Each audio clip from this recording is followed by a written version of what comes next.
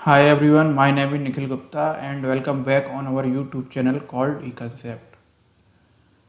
आज हम लोग टॉपिक नंबर 3 अर्थमेटिक का simple interest and compound interest को स्टार्ट करने वाले हैं। सिंपल इंटरेस्ट को हिंदी में बोलते हैं साधारण ब्याज एवं चक्रवृद्धि ब्याज बोलते हैं कंपाउंड इंटरेस्ट को हिंदी में, ठीक है। तो आज हम लोग सिंपल इंटरेस्ट और कंपाउंड इंटरेस्ट का इस वीडियो के अंदर थ्योरी कवर करेंगे और आने वाले वीडियो के अंदर हम इनके न्यूमेरिकल लगाएंगे, ठीक है।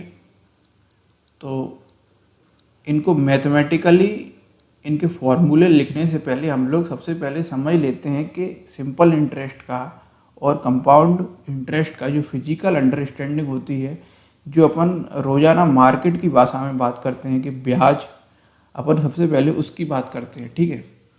तो सबसे पहले मैं बात करूंगा कि इंटरेस्ट जो होता है,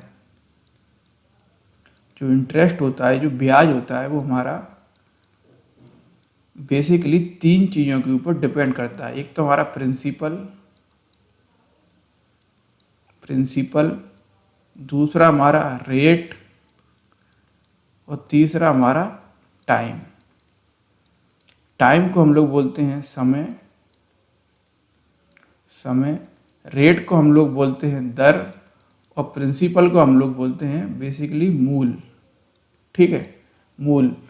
तो हमारा जो ब्याज होता है, इंटरेस्ट हमारा जो होता है, वो हमारा बेसिकली इन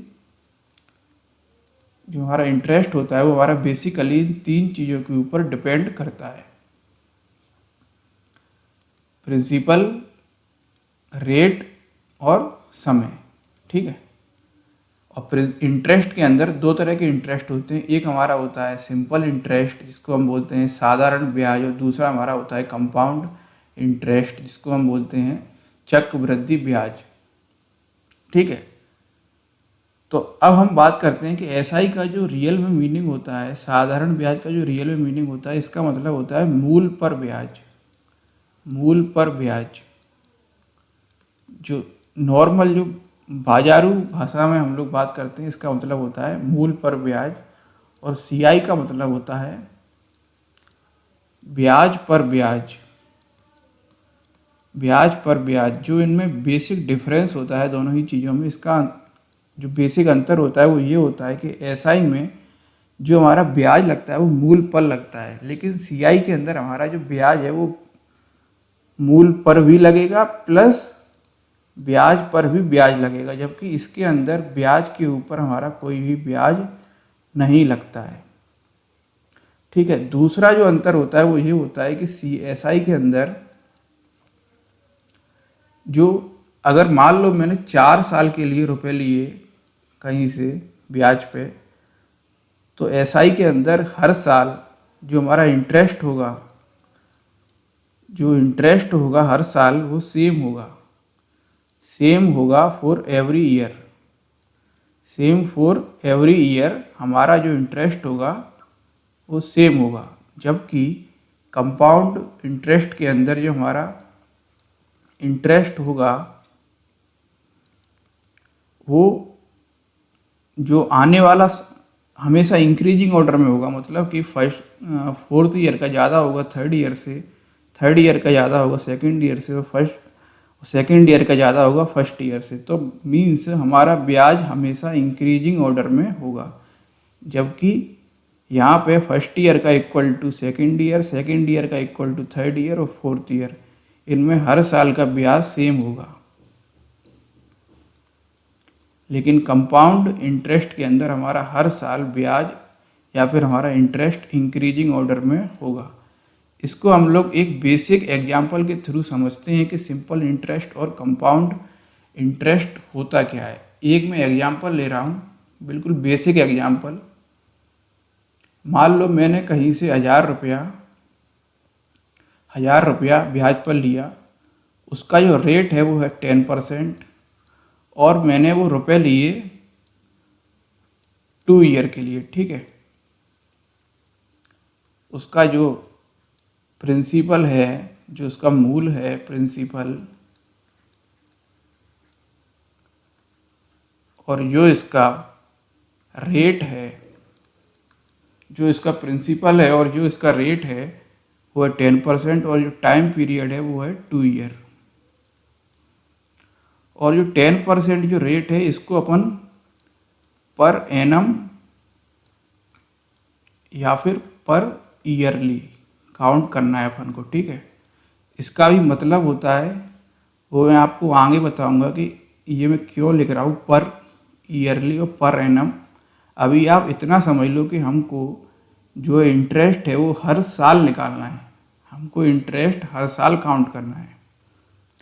तो जो सबसे पहले मैं काउंट करूँगा SI सिंपल इंटरेस्ट, ठीक है। उसके बाद मैं काउंट करूँगा कंपाउंड इंटरेस्ट। तो सिंपल इंटरेस्ट में जो हमारा जो प्रिंसिपल था वो तक 1000 रुपया।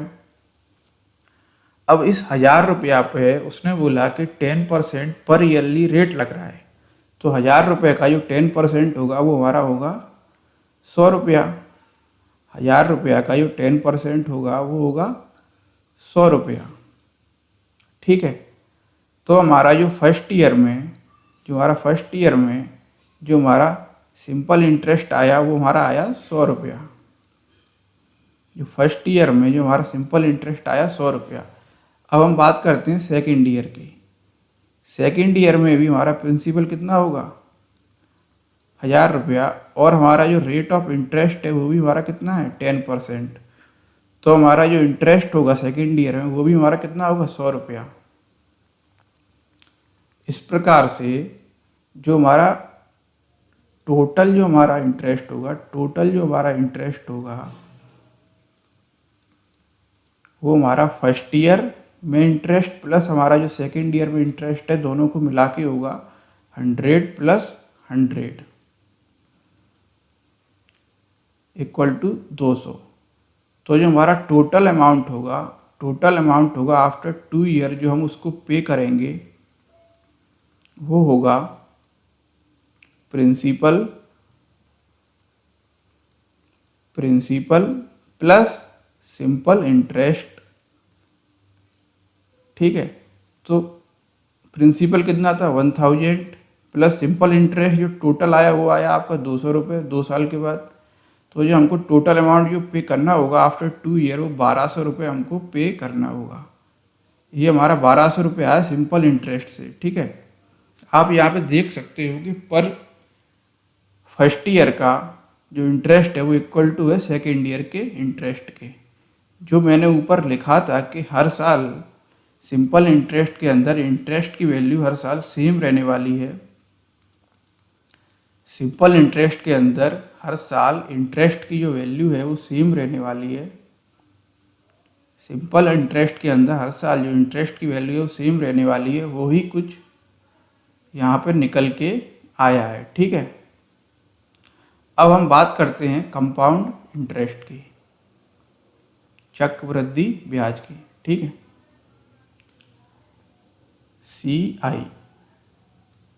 CI अगेन रुपए कितने हैं 1000।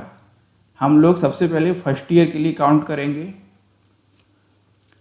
फर्स्ट ईयर में 1000 का 10% कितना होगा, ये आपका होगा 100 रुपया। फर्स्ट ईयर में 1000 का 10% होगा हमारा 100 रुपया। तो जो हमारा टोटल अमाउंट आएगा after first year, total amount हमारा जो आएगा वो आएगा 1000 प्लस 100 रुपया, ठीक है। अब हम सेकेंड ईयर के लिए CI काउंट करेंगे। जो बेसिक डिफरेंस है CI और SI में वो सेकेंड ईयर से ही स्टार्ट होता है। अब आप देखें कैसे। देखो, जो अब सेकेंड ईयर का जो हमारा प्रिंसिपल होगा फॉर काउंटिंग द CI वो हमारा 1000 प्लस 100 होगा। कंपाउंड इंटरेस्ट के अंदर जो हमारा जो हमारा प्रिंसिपल होगा वो हमारा होगा 1000 प्लस 100, जबकि हमारा SI के अंदर जो हमारा प्रिंसिपल की वैल्यू थी वो हमेशा सेम थी। SI के अंदर जो हमारा प्रिंसिपल था वो सेकेंड ईयर के अंदर भी 1000 था और फर्स्ट ईयर के अंदर भी 1000 था। लेकिन जो हमारा कंपाउंड इंटरेस्ट है उसके अंदर हमारा फर्स्ट ईयर के अंदर तो हमारा जो प्रिंसिपल की वैल्यू थी वो 1000 थी, और सेकेंड ईयर में हमारा जो प्रिंसिपल है वो चेंज हो गया। सेकेंड ईयर के अंदर आते आते हमारा प्रिंसिपल वो चेंज हो गया। वो किसके इक्वल हो गया? वो फर्स्ट ईयर के जो अमाउंट है उसके इक्वल हो गया, P प्लस SI। ये फर्स्ट ईयर का अमाउंट है, फर्स्ट ईयर का amount equal to second year का प्रिंसिपल के इक्वल हो गया। मीन्स यहाँ पे ब्याज के ऊपर ब्याज लगता है, ब्याज के ऊपर ब्याज लगता है CI के अंदर। यहाँ पे मैंने SI लिखा है फर्स्ट ईयर के अंदर SI की और CI की वैल्यू ऑलवेज सेम होगी।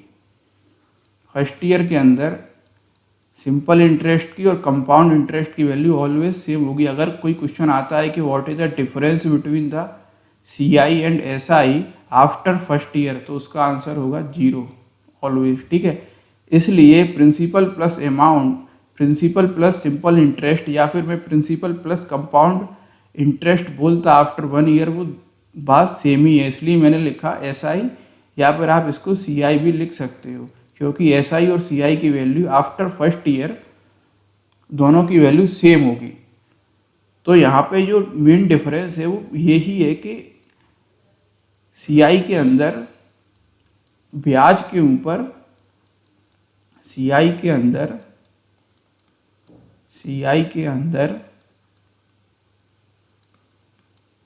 ब्याज के ऊपर ब्याज लगता है। ठीक है, तो जरा इसको सॉल्व करते हैं। अब कितना हो गया? सेकेंड ईयर में 1000 प्लस 100 रुपया का अगर हम 10% काउंट करेंगे तो 1000 का तो हमारा 100 रुपया हो गया, प्लस 100 रुपये का हमारा 10% हो गया 10 रुपीज़। तो हमारा ये टोटल ब्याज आया आफ्टर सेकेंड ईयर, वो हमारा आया 110 और 110 ऑलवेज ग्रेटर देन 100। तो जो मैंने बोला था कि CI के अंदर सेकेंड ईयर का ब्याज फर्स्ट ईयर के ब्याज से हमेशा ज़्यादा रहेगा, वो बात ट्रू है। ठीक है, वो बात ट्रू है, सत्य है। तो इसका जो टोटल जो हमारा अमाउंट हमको आफ्टर 2 ईयर पे करना पड़ेगा, total amount after 2 year, total amount after 2 year वो कितना होगा? 1000 जो हमारा मूल था वो, प्लस 100 रुपया हमारा फर्स्ट ईयर में आया, प्लस 110 हमारा सेकेंड ईयर में आया। या फिर अगर हम इसको ऐसे भी लिखें तो 1000 हमारा फर्स्ट जो हमारा प्रिंसिपल था वो, प्लस 100 रुपया हमारा फर्स्ट ईयर में जो इंटरेस्ट आया वो, प्लस 100 रुपया हमारा सेकेंड ईयर में इंटरेस्ट आया वो, प्लस 10 रुपया जो हमारा फर्स्ट ईयर का जो अमाउंट, जो हमारा फर्स्ट ईयर का जो ब्याज था उसके ऊपर भी ब्याज लगा। यही ब्याज पर ब्याज, यही बेसिक डिफरेंस है CI और SI के अंदर, कि जो फर्स्ट ईयर का जो हमारा फर्स्ट ईयर का जो हमारा ब्याज था, जो हमारा फर्स्ट ईयर का जो हमारा ब्याज था उसके ऊपर भी ब्याज लगेगा और उसका 10% हमारा होगा 10 रुपीज़। तो जो डिफरेंस आ रहा है, क्योंकि ये दोनों चीज़ तो SI के अंदर सेम थी, लेकिन जो डिफरेंस है वो केवल CI के अंदर 10 रुपीज़ का है। मीन्स जो टोटल अमाउंट आएगा 1210 रुपया आएगा,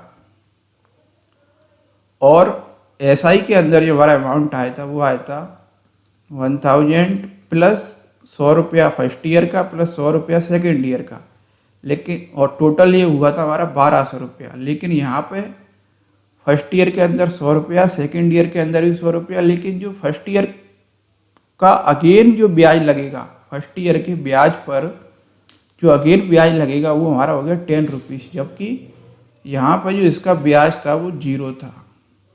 तो जो ब्याज पर ब्याज एसआई के अंदर 0 होता है, ठीक है, लेकिन सीआई के अंदर ब्याज पर ब्याज लगता है, एसआई के अंदर केवल मूल पर ब्याज लगता है, मूल पर ब्याज लगेगा, जबकि सीआई के अंदर मूल पर भी ब्याज लगेगा और ब्याज पर भी ब्याज लगेगा। इतनी बात अगर आपको, जिन लोगों को मेरी ये बात समझ में आ गई हो तो ठीक है, अगर किसी को मेरी ये बात समझ में नहीं आ रही हो कि सर आप क्या बता रहे हो, तो मैं आपके लिए अब सिंपल 2 फॉर्मूले लिख रहा हूँ। मैं आपके लिए सिंपल 2 फॉर्मूले लिख रहा हूँ। उन दोनों ही फॉर्मूलों को आप अच्छे से याद कर लें और पेपर के अंदर लगाएं। आपके सारे क्वेश्चन सॉल्व हो जाएंगे, आपको कोई भी टेंशन नहीं लेनी है। यहाँ पे P इक्वल टू है प्रिंसिपल, P इक्वल टू है प्रिंसिपल, R है हमारा रेट, रेट पर एनम, और T है हमारा टाइम पीरियड, T है हमारा टाइम पीरियड। SI का मीन्स है सिंपल इंटरेस्ट, और जो हमारा अमाउंट होगा वो होगा प्रिंसिपल प्लस सिंपल इंटरेस्ट। ठीक, अब हम बात करते हैं CI की। तो जो CI का फॉर्मूला होगा वो होगा प्रिंसिपल ब्रैकेट में 1 प्लस R अपॉन 100 की power T minus P।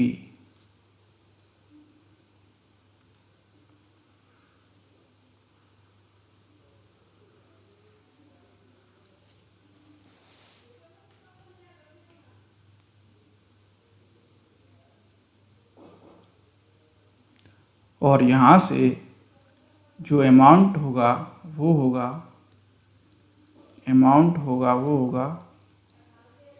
CI plus principal, ठीक है, CI प्लस प्रिंसिपल, ठीक है। और जो यहाँ पे ये केस कब वैलिड है, जब when the interest is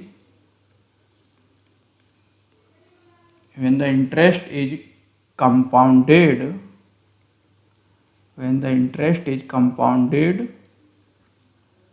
annually, ठीक, when the interest is compounded annually। अगर हमारा इंटरेस्ट हाफ ईयरली, इसको स्टार बनाएं, हाफ ईयरली कंपाउंडेड होगा, अगर हमारा इंटरेस्ट हाफ ईयरली कंपाउंडेड होगा तो CI का फॉर्मूला थोड़ा सा चेंज होगा, P प्लस 1 प्लस R/2 की power 2 into T minus P, ठीक।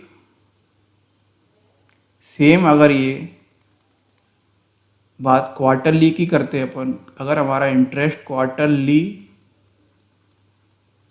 क्वार्टरली काउंट होगा तो CI का फॉर्मूले में फिर चेंज होगा, P plus 1 plus P bracket में 1 प्लस R/4 इंटू 100, ये 100 कर लेना इसके नीचे, की पावर 4T माइनस P।